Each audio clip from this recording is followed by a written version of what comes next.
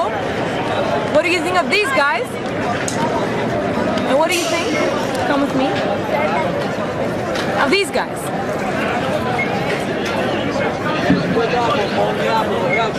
Who is free? Are you free? Am I free? Are they free?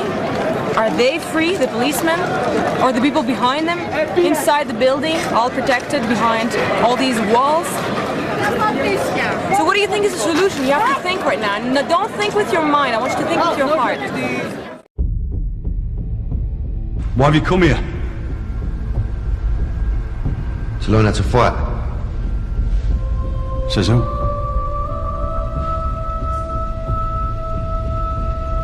Collier said you'd teach us how to fight. I can't teach you how to fight. Because you already can. It's already in you.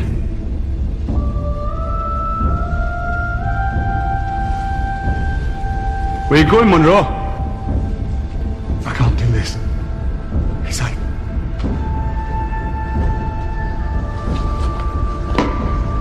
Sorry to hear about your wife.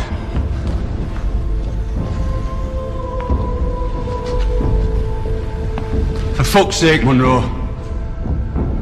Think you wandered in here by mistake? Deep down you want to stay. Because you've been abandoned by the powers that be, and there's nowhere else to turn. Now get your shoes off and fall back in line.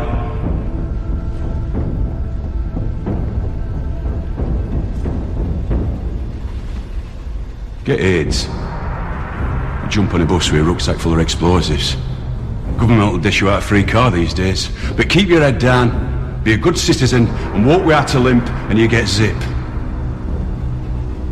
That's why you're all here. You count for nothing. And your cries fall on deaf ears, same as me. The only difference between us is I've got the confidence to fight back. So how do we fight back? I don't know yet. But if you want to spend the rest of your lives getting bullied and raped by cunts like Blair, and having paedophiles wander their fucking playgrounds while you smile mutely and pay your fucking taxes, and get out the door.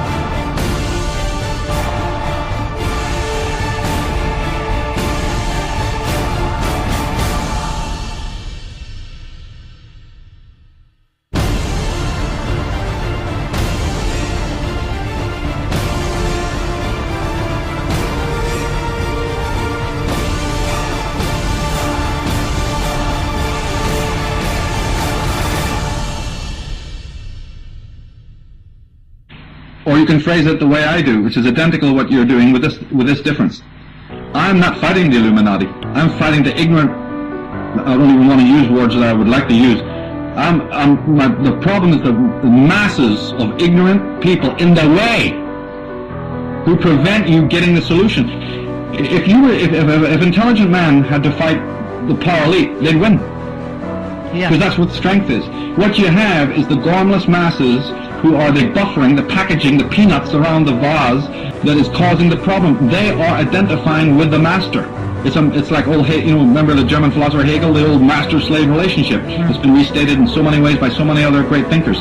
This master-slave relationship is ubiquitous. It's in the blood of most people. The wars, for instance, the great world wars, First, Second World War, the Boer War, you name all the wars that have happened in just the last 100 years. Who do you think is lying? Who do you think died on those battlefields? The genetic strength, the rebels, the people who fought evil. They're all gone. What's left is genetic garbage. I have to be blunt about it. I know that sounds horrible, but that's a fact of life. The warriors, the ones who were capable of fighting this kind of pestilence of these little men and their bureaucracies, lie on the fields of Flanders, man. They lie in the Marne. They lie in Passchendaele. Get me? And then you add to that the Crusades. Go back further in time, further in time, further in time. What do you think those wars were? Those were wars of purgation. They were a Nephilim plan to wipe out the genetic strength of the races. So that what's left today hasn't even got the gumption or the hard wiring to even fight back. That's why they're gormless, ignorant what you're talking about. That's how ignorance exists. Ignorance is overlaid on a genetic passion, something that's even deeper within a person. to know to get up and there's the evil and don't you tell me it's not there. I'm not going to negotiate with these evil people, because in doing that I empower them more. Well, see, I believe that even genetic will, so to speak, isn't even there today. Yeah, the will to fight, not like our forefathers.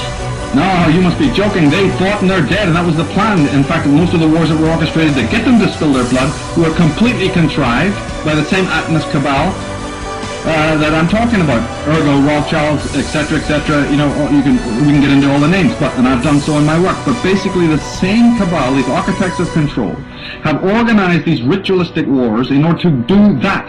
Pit one powerful group against another. Frenchmen against Germans, Germans against English, Scots against these guys, Irish against them.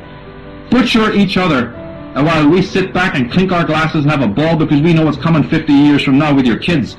We'll hand them this, we'll hand them skateboards, we'll hand them video games, we'll hand them PC computers, we'll hand them, you know, every kind of ridiculous pop star, you know, up the charts in all sorts of ludicrous fashions, and they're going to follow it like the sheeple that they are, because they don't even have something inside their subconscious that says no to this lie. In fact, they become party to the lie. That's why I'm saying that you're fighting a wall of ignorance. You're not even in the boxing ring of the real opponent, because you've got to deal with all of the sheeple in the way. And one can either say, you know, this is worth it, it's worth a lot of effort, or somebody might decide, you know, I think it's not worth it, I don't think it's going to happen. So the jury's out on whether that's going to happen or not. One voice will say, no, people are waking up, another voice will say, no, they're getting more back to sleep. So it's really, really difficult to be able to make a broad statement like that. But the fact is, a lot of what you are fighting is simple, willful ignorance. Not willless ignorance, willful ignorance. The evidence of what we're talking about is in the face of every single person. They just refuse to see it.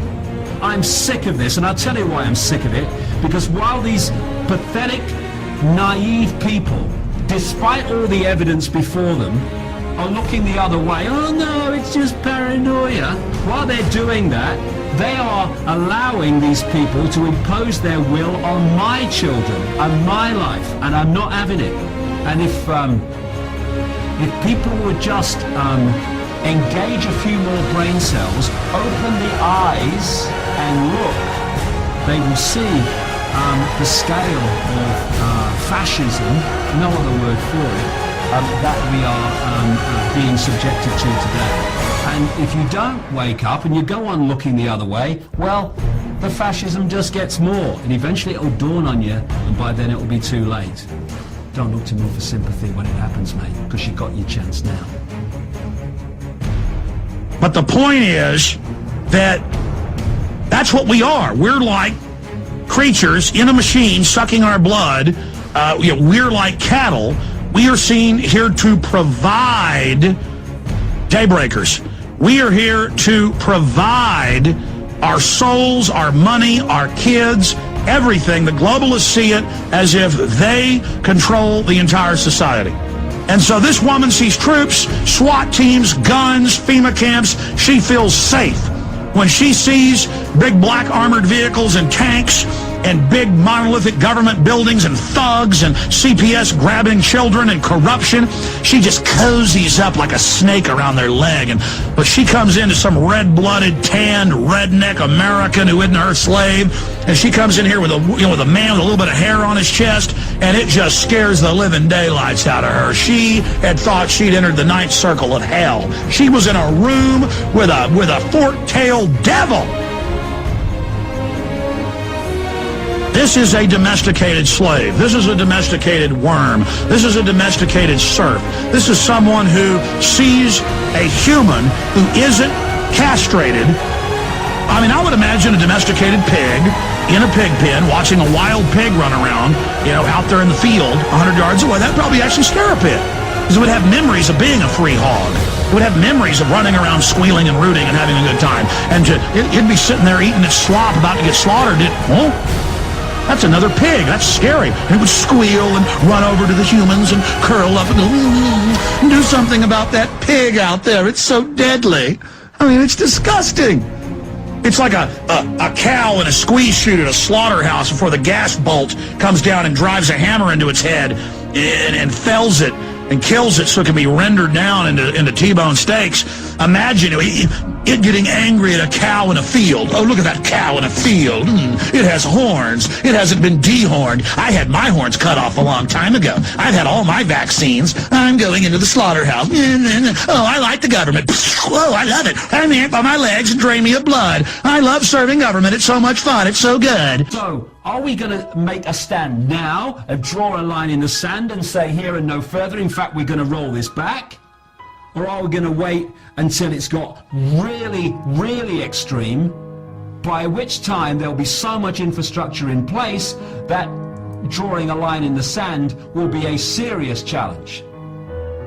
And it's no good. I said to some policemen in Parliament Square a few months ago, ask yourself, when your child says to you, Mummy and Daddy, what were you doing when the police state was introduced? Oh, well, I was watching the telly, honey. Or in the policeman's case, I was helping to introduce it, dear. That's the situation we're facing. How much time we got?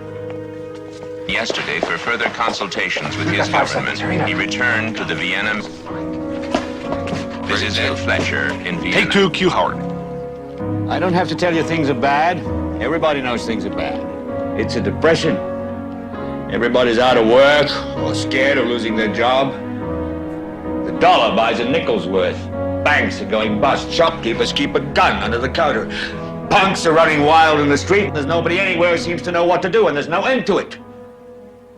We know the air is unfit to breathe, and our food is unfit to eat. We sit watching our TVs while some local newscaster tells us that today we had 15 homicides and 63 violent crimes, as if that's the way it's supposed to be. We know things are bad, worse than bad. They're crazy. It's like everything everywhere is going crazy, so we don't go out anymore. We sit in the house, and slowly the world we're living in is getting smaller, and all we say is, please, at least leave us alone in our living rooms. Let me have my toaster and my TV and my steel-belted radios, and I won't say anything. Just leave us alone. Well, I'm not going to leave you alone. I want you to get mad.